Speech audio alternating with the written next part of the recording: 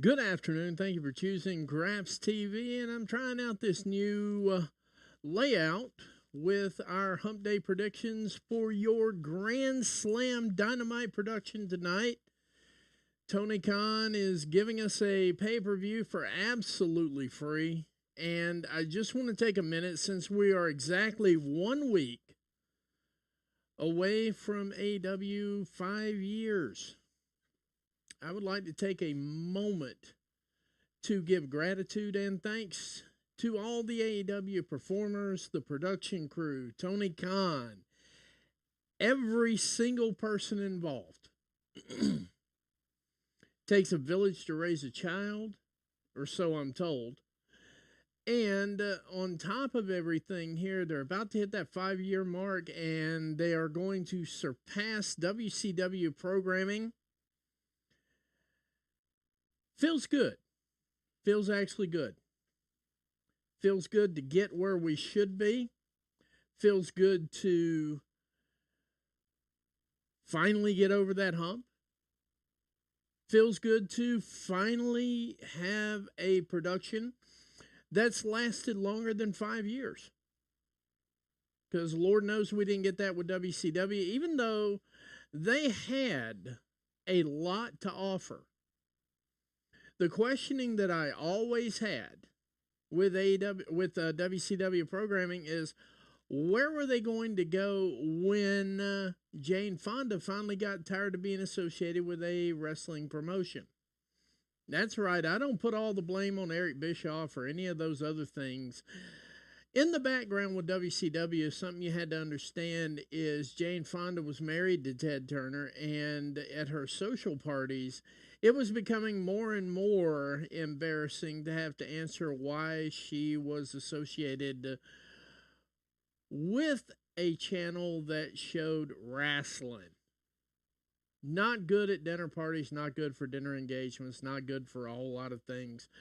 Good for us, though. AEW's lasted 5 years. I remember the 200th episode show, which I actually took time to watch just a little bit, reminisce, kind of go back to things the way they were. It's been an amazing run. I'm looking forward to the 5 years or the 4 years in the television deal. I think we're going to get that extra year extension. I'm going to go ahead and say that now. They get 3 years guaranteed at least $170 million a year. I'm thinking it's going to be closer to 215 by the time it's all said and done. Pretty much if they were on the 5-year track, they'd be at a Billy. Bottom line. Now, with everybody going with what's going on with the attendance, what's going on with the ratings, which apparently the only people that care about ratings anymore are the people who are still riding that first couple of years when AEW fans were talking about ratings. And they're like, oh, how's it going now? Well, it's called the balance. AEW has found that balance, and they've also found their core group. Their core group's going to be responsible for that 680 to 720 a week you're going to see, and they can only build from there. So I'm very happy for that. Very happy that AEW has survived. I'm very happy that AEW may be going into some additional programming with the Fox network. And we really don't know what that looks like yet. Everybody's saying, oh, I bet it's going to be an hour show on FS1. I bet it's going to be wait and see. That's what I bet. At this point, you've got to wait and see. We don't know what Tony is projecting. We don't know what Tony is negotiating. And here's the clue. Neither did the dirt sheets. They're speculating. They got a friend of a friend who talked to a friend who changed tires for a friend who has a friend that may or may not be associated with Fox Network, and this is what they heard. That's basically what you're getting right now on the Fox News deal. And that's what you're going to get on the Fox News deal up until probably about a week before it's official. Now, we do know that Rampage is going away with AEW programming. That's already been announced.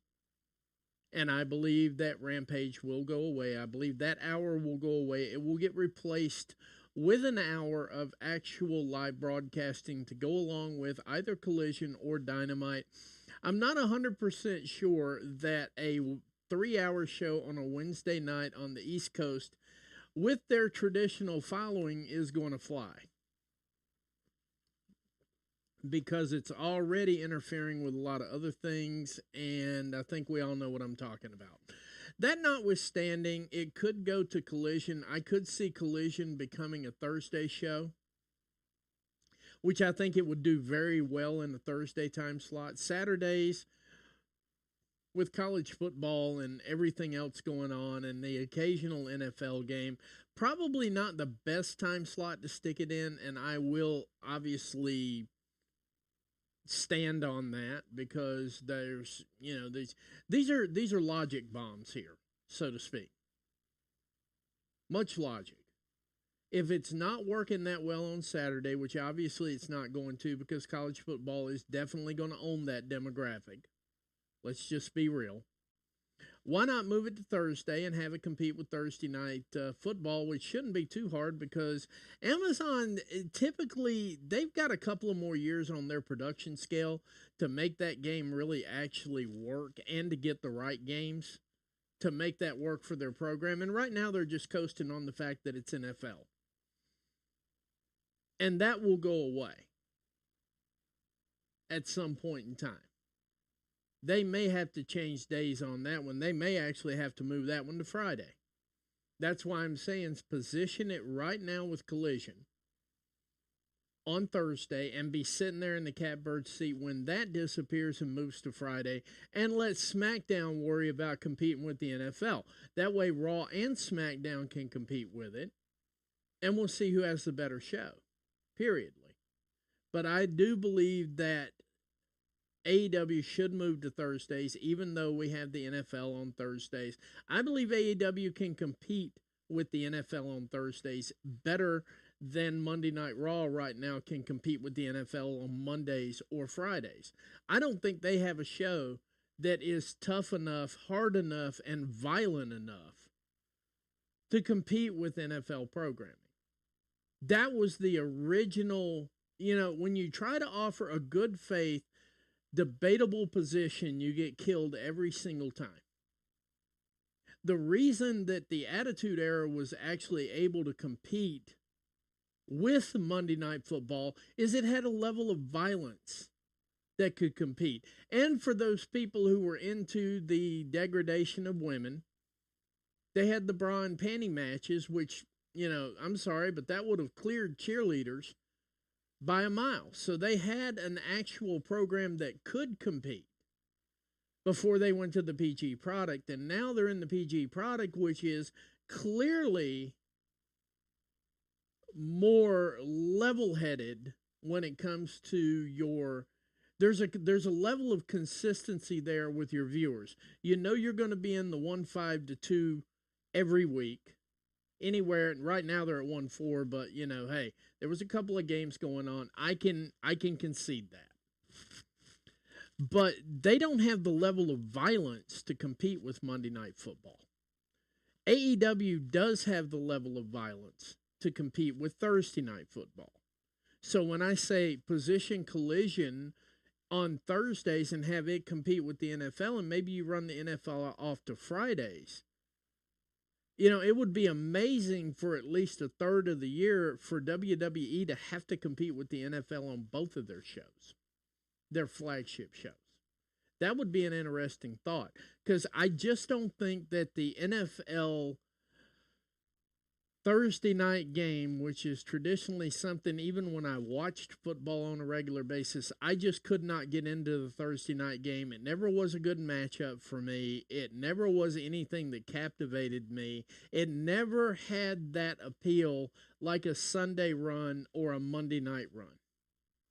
It didn't have the marquee names, and 9 times out of 10, it's a loss greater than win versus loss greater than win team.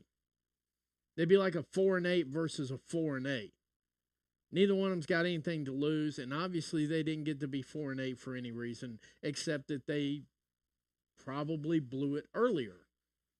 They blew it in the beginning of the season when they thought they had the right thing. They'll have to go back to the drawing board for the following season. That's just pretty much it. We're watching the remnants of bad football. That's what generally the Thursday night show turns into. So it would be perfect to position and compete with the NFL. Not to mention when the re-signs come up, when the contract renewals come up. If you moved NFL to Friday, you can go ahead and write $1 billion minimum on the next paycheck. AEW is going to be here to stay. It's not going anywhere. It never was going anywhere. And for those of us who know that, we're happy. For those of y'all who can't figure it out, figure it out. Okay? That's just plain simple. But tonight and Saturday, possibly a little bit on Friday night too, Tony Khan is blessing us with a free pay-per-view.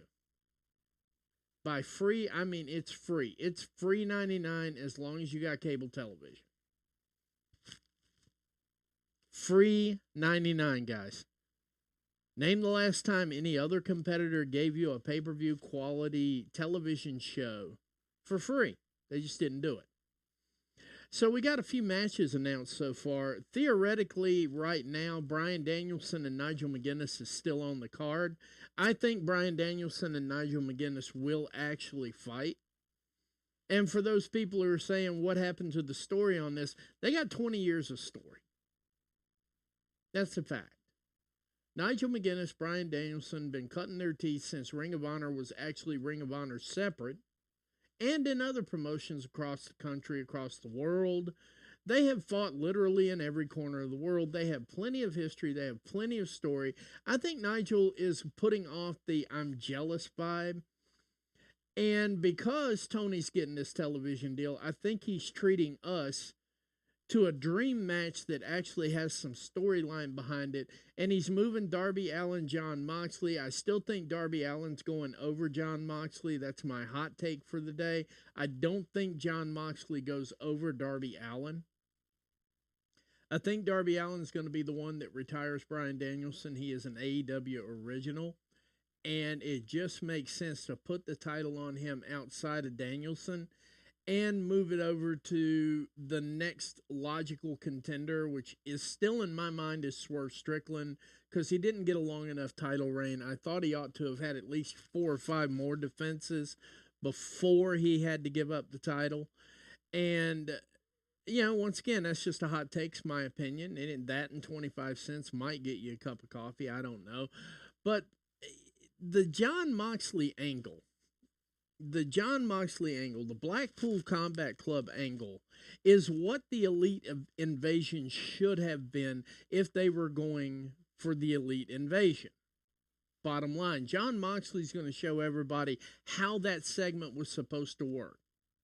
With Shafir in the background, doing that bully thing that she does and just scares the absolute living shit out of everything that walks, talks, and crawls. It's going to be a dynamic match, per se, but I do not see Jon Moxley disrupting that Darby Allin run. I don't see that happening. I see Jon Moxley strengthening the Darby Allin run with a loss. I think this is the one where Jon Moxley puts Darby Allin over. We finally get that Darby Allin run that we want so bad. Now, do I think Marina Shafir is going to get involved? Absolutely. Do I think the Blackpool Combat Club is going to do the main roster trickery? Absolutely. I think it's all going to be there. I think Darby Allin's going to have the conglomeration behind him. I see that coming. These are all hot takes for me. This is just a prediction show. Nobody lose their mind over it. These are predictions. This is what we do.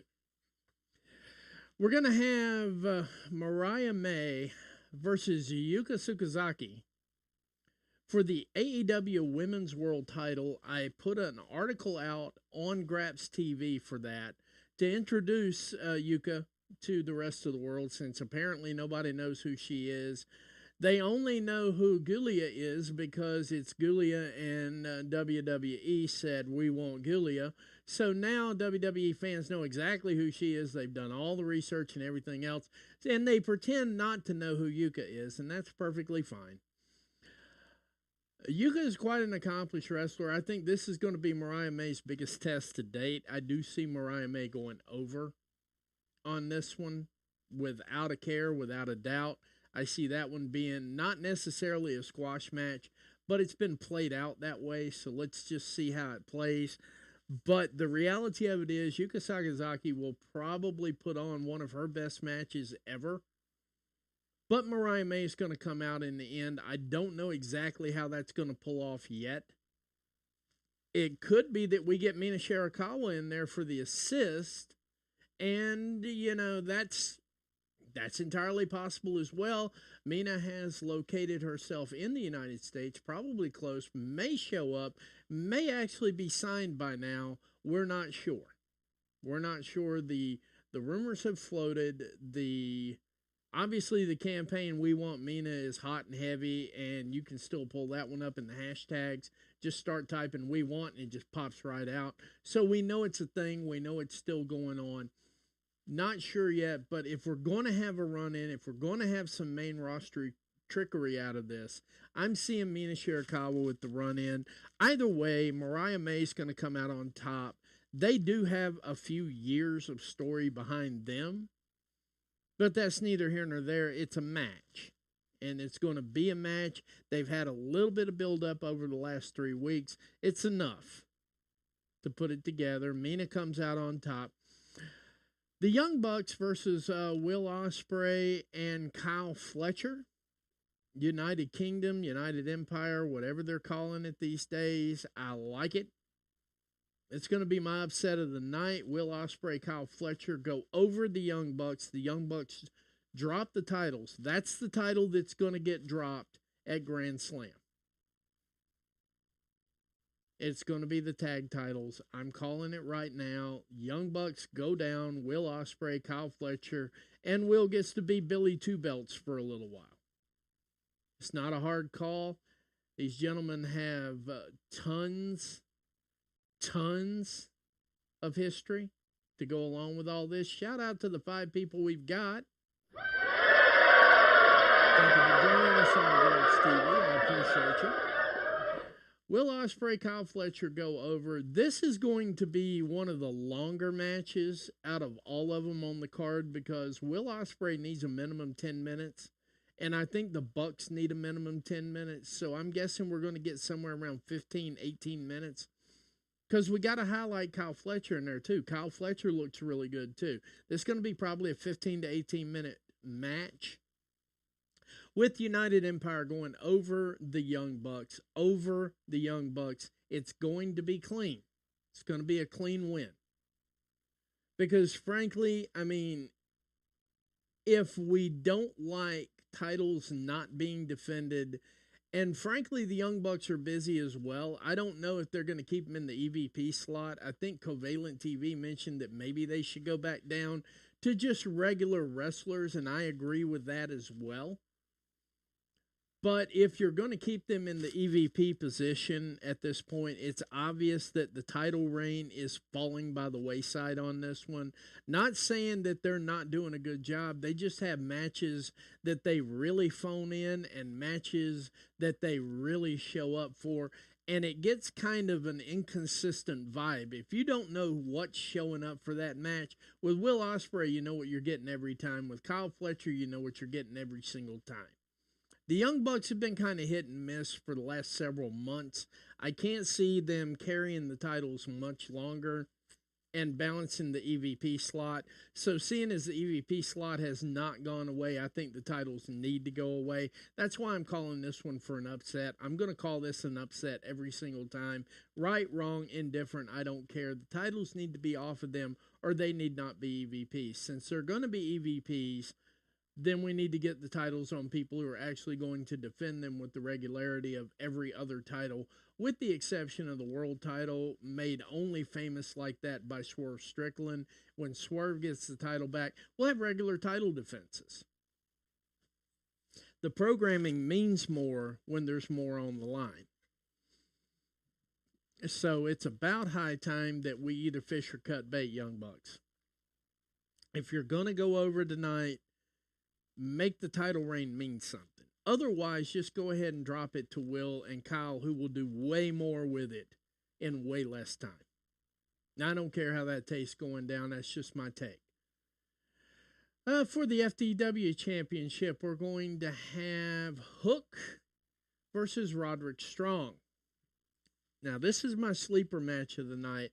I'm thinking Roddy and Hook need a little bit of a feud because I think Roddy could help Hook in the same way that Samoa Joe was helping Hook. And with that said, I don't know that Roddy doesn't make this at least a very quick run. And if at the very least we're going to get a DQ finish on this one tonight, and it's going to be left open for coming weeks. Okada versus Sammy Guevara.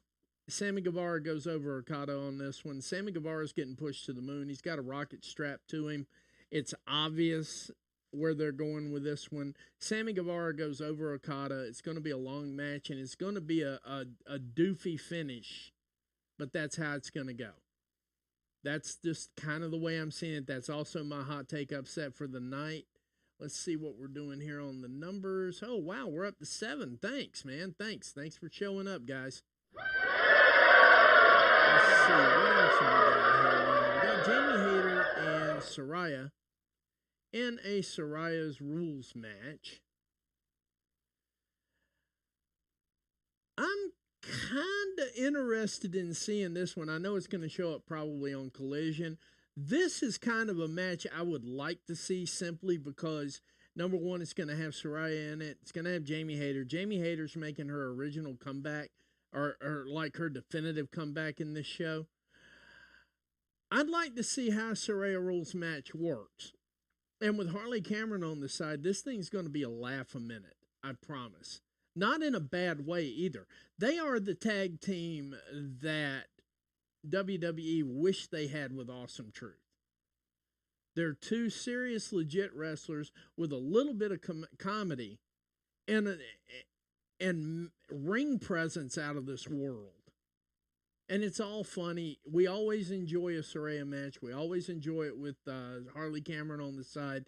Jamie Hayter comes over top of this because she's got the rocket heading back to the AEW Women's Championship. And this is going to be a good start for her. Good veteran win, the whole 9 yards.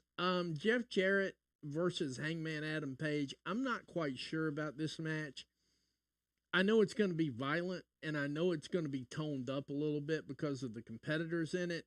I'm kind of back and forth on this one. I think Hangman keeps his momentum going, and I think Jeff Jarrett contributes to that by adding a veteran win under his belt, like a legend win, so to speak. I think that, I'm going with Hangman Adam Page on this one. These are all live feeds, by the way. The first time looking at it, first time talking about it, whole 9 yards. Yeah, I'm seeing Jeff Jarrett losing to Hangman Adam Page. This is going to be a bloody one, guys, because neither one of these guys are afraid to bleed. It's going to be really, really nasty, and we're all going to enjoy it. Then we got, this is the match going to steal the show. It doesn't matter what they put it on. And I think they're debating on which one to put it on because I don't think they want it to overshadow Bryan Danielson and Nigel McGuinness, Jon Moxley, Darby Allin, Mariah May, and Yaka Sakazaki. I don't think they want that overshadowed at all. But we got Hologram, Delistico, and the Beast Mortos in a 3-way luchador match that is guaranteed to steal the show. Doesn't matter what night you put it on. I'm still picking Hologram to win this one. Hologram's on the upswing. So is the Beast Mortos. But I think he can take the loss for it. I think this is going to be Hologram's coming out party, so to speak, when it comes to the actual match itself. I think Hologram is going to double down on what he already does in the ring, which is amazing. If you've never seen a Hologram wrestle, this is going to be the match. If you don't see this match, you will have missed it. I don't care what night they put it on, it's going to steal the show. Now, there's a whole lot of them that could steal the show. Following this match right here is going to be next to damn near impossible. I said it. I mean it. I stand by it. This is not even a question for me. This is going to be the match of the entire pay-per-view, and this is a pay-per-view for free, by the way. Grand Slam is coming to you free from Tony Khan. He could have put this together on a $50 pay-per-view, and it would sell like hotcakes. Not even a question. Jack Perry's going to have an open challenge for the TNT Championship. There's been a lot of speculation. I'm down to 2 right now, and I've got it narrowed down to my final 2. I'm not exactly sure who it's going to be, but this has got Ricochet written all over it, and it's got Adam Cole written all over it. One of those 2 are going to answer the open challenge. Now, if it's Ricochet, I know there's going to be a whole lot of people screaming about this. Ricochet will win. If it's Adam Cole, it's a 50-50 match. But if Ricochet shows up, picks up the mantra, goes after the TNT Championship, if that happens, Ricochet will win. It will be about a 15 to 17 minute match. You will see what Jack Perry can do against yet another wrestling style. Jack Perry has proven himself to be the king of multi-grabs. That's all I'm going to say. He can wrestle lucha. He can wrestle strong. He can wrestle British strong. He can wrestle American. He can wrestle New Japan. He can wrestle the dumpster in the back alley style. Jack Perry is an absolute gem to this product. I know that I was probably in the crew saying that Jack Perry sucked for quite a while. I was wrong, and I will happily eat those words. But if Ricochet shows up tonight, or that night, whichever one, this is one of those we're not sure what night it's going to be. But if Ricochet shows up, it's a done deal. Ricochet wins. It's, new champion. If Adam Cole shows up, it's a 50-50. I think they would probably let Jack Perry go over Adam Cole so Adam can go back and rehab for about another month, making sure he's getting the ring rust off of him and everything else. That would be great. But I'm down to those 2. And those are my predictions for those. Prince Nana is going to address the crowd about Swerve Strickland, likely to tell you that Swerve Strickland will be back next month. The rumors are rumors right now. Once again, we don't have confirmation for that. And we have yet to get the Mercedes Moné segment in either one of these. I'm not sure if they're going to do that one for either. Might be a collision set. Probably going to be Dynamite. We're going to set up something for Mercedes Moné. We got to have her on the show. Can't have the show without Mercedes Moné. I left this one to the absolute last because it's the match that I care the least about. The Learning Tree versus the Conglomeration is going to be one of those that's just Tony's favorites. At least he's doing us right by jamming them together in a match. So for that standpoint, hey, we're up to 10. Thanks, guys. I really appreciate it. I left that match off to last, though, because quite frankly, if there's anything that's going to bomb, it's going to be this match. That's the bottom line. If anything's going to bomb, it's going to be this match. I'm not coming down hard on them. It's just that they both probably need to have 6 months off of television for us to miss them again. And unfortunately, because they're obvious favorites, that's not going to happen. So if that's not going to happen and we've got to deal with them, at least Tony's cutting us some slack by putting them in the same ring at the same time. Quite frankly, it doesn't matter who wins when the match is over, the fans win because it's over.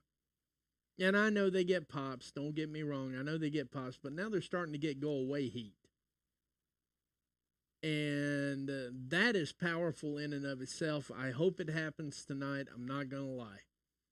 I'm really not, because if they were gone, that would be 2 segments that you could give to other wrestlers.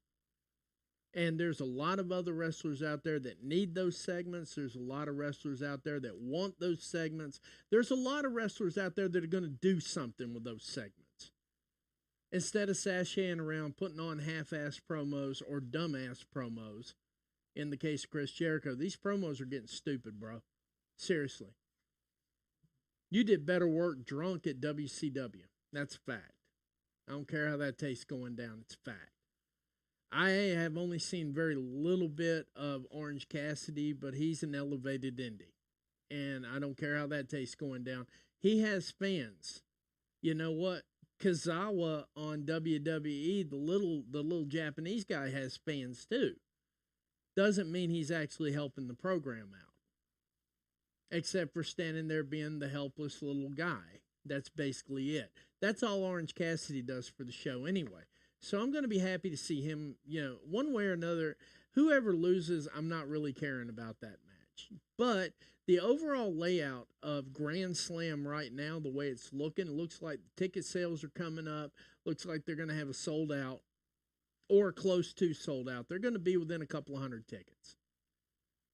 So other than that, I think we're going to have a good show tonight.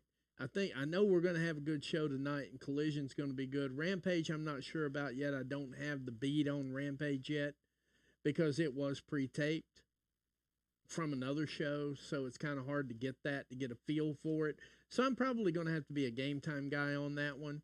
Friday, I'll be putting together the match cards that, and I'll be doing my analysis on the matches and everything that I think will be good. Got a couple of things to announce. I'm working right now. I'm reaching out to a sponsor. So we may very well have a sponsor here shortly. And if we do, the production quality is going to go up even more because I'll take that money and put it back into the show. And I just want y'all to know that. I'm very happy. Thank you for those who stick with me. Thank you. It's only going to get better from here. Up to 11. Up to 11. I'm feeling it. Yeah. So, in the last part of this segment right here, I want to go through a couple of things because I don't want to have red lights anymore. I'm just going to discuss things that I read. And instead of writing about them and putting out posts that people are just going to slam, I want you to come on the show and debate me legitimately. Bottom line. AEW is about to hit a major milestone next week. Tonight is what we're excited about, but next week is what I'm really excited about too, because that's going to mark AEW eclipsing WCW. So here is what you will see. Not maybe, not possibly, not this is how I think people are going to approach it. This is what you will see. The dirt sheets will now start shitting on the quality of AEW programming starting tonight, and it will be a daily barrage, if not hourly. There will be dirt sheet after dirt sheet after dirt sheet that will question move after move after move after move.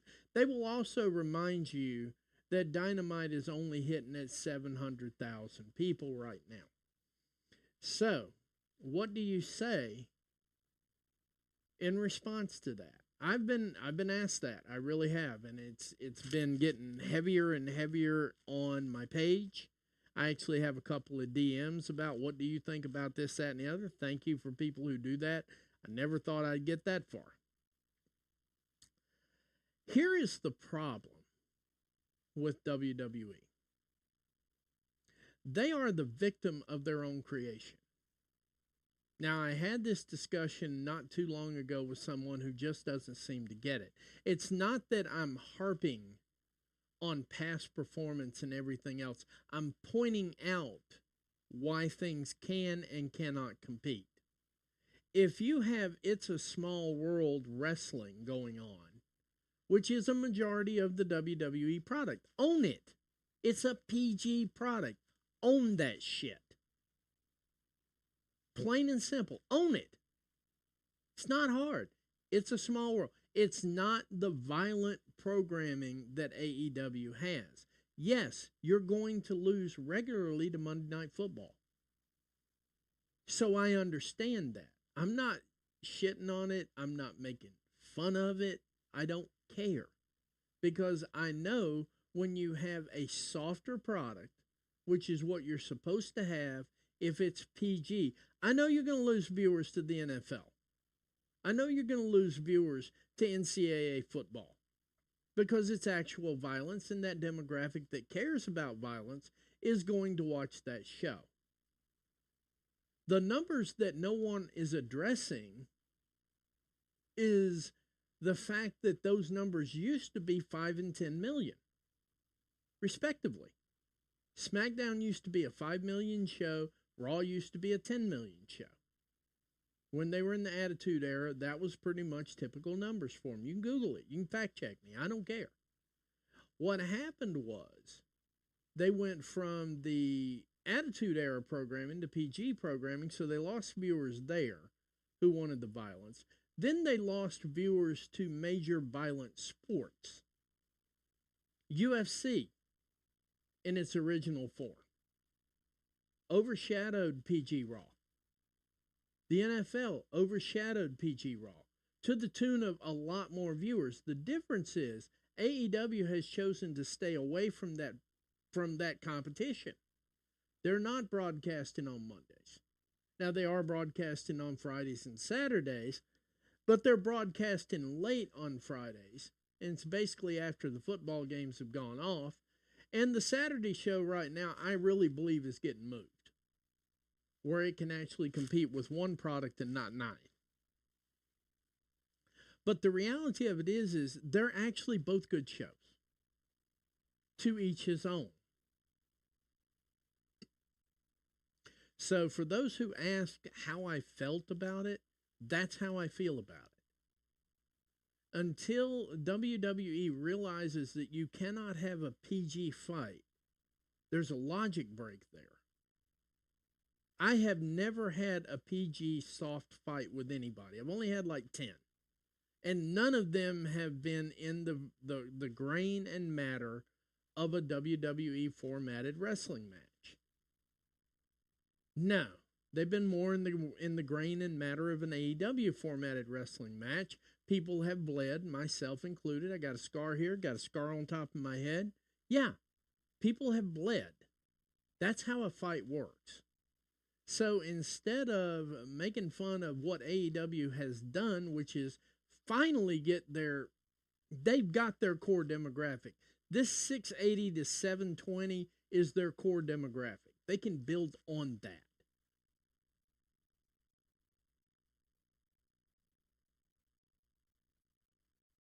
Plenty simple. That's their core demographic. They can build on that. So instead of like having these useless tribal wars every single week when something comes out, let's try to find some common differences and make the actual sport itself better. Because what you guys are all missing is if we take the ratings, if we take the Monday Night Raw rating, if we take the Friday SmackDown, if we take the NXT, if we take the AEW Dynamite, Rampage, Collision, we put them all together, drop them all in a bag. The fact of the matter is the actual numbers are 20% of what they were 10 years ago.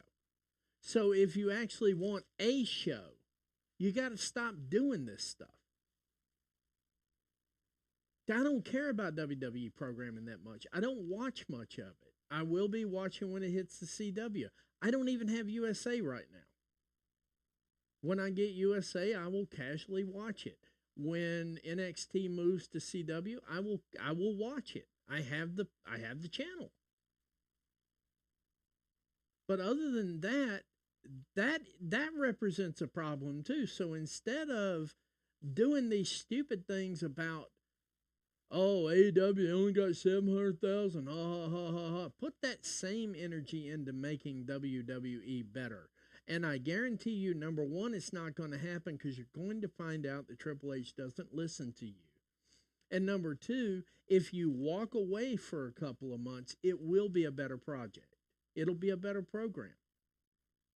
People are walking away in droves from professional wrestling, period. So if we want shows, it probably makes a whole lot more sense to be less tribalistic and be more positive between the two. Because otherwise, one of these days, you could legitimately wake up and not have any. And I know some WWE fans are sitting back there laughing their ass off. WWE was getting canceled by NBC. They're bringing this Saturday night main event thing back. It did not compete with Saturday Night Live. That's a fact. They brought it in when Saturday Night Live was out of production. Instead of showing reruns, it lasted not very damn long. And it was as popular then as it is now, and in many ways more popular. Something about that NBC proper crowd, it just doesn't work. So instead of laughing and having a big chuckle at everybody else's expense, let's start working together on some of this stuff, guys. Now, I don't have to like WWE, and you don't have to like AEW. But the reality of it is, if you keep up this silly tribal war, you're going to wind up with nothing. That's how it goes. AEW is not going away for 3 years. I don't think WWE will go away for at least 2. But they're actually on a network that is not afraid to cancel their ass. You need to remember that. They're not on USA where USA is desperate for the programming. They are on a network that has 8,000 programs lined up outside the door to take their place. And Netflix is a model that can afford to lose money. So keep that in mind. USA was not a network that can afford to lose money. Those are the facts. And that montage and 99 cents will definitely get you more than a cup of coffee. But anyway, we're at the end of the show here right now because I would like to relax and get ready to watch AEW Dynamite tonight. Be sure to catch the Covalent TV going live after AEW Dynamite.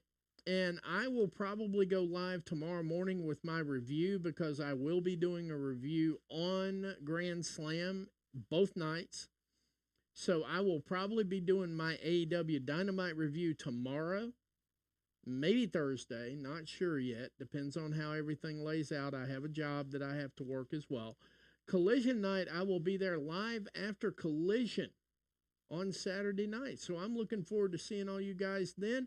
Let's get down and enjoy a free pay-per-view tonight, courtesy of Tony Khan.